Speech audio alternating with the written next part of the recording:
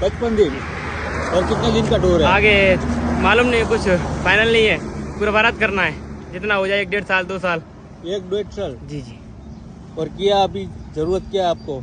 मुझे कुछ भी जरूरत नहीं है, बस मैं लोगों को ये संदेश देना चाहता हूँ कि जैसे कि लोग बोलते हैं भाई कि ये बंदा मतलब तुम कुछ नहीं कर सकते हो। हाँ। मैं ये बोलूँगा कुछ भी कर सकते हो। मेरी उम्र अभी 20 साल हुई है।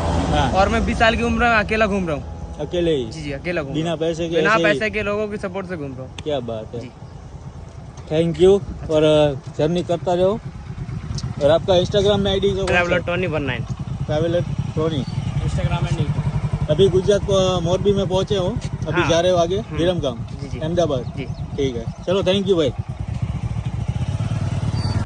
ભાઈએ મસ્ત વાત કરી કે જે કોઈ લોકો એવું કહેતા હોય ને કે કાંઈ ન થાય આનાથી, એ બધું પોસિબલ છે।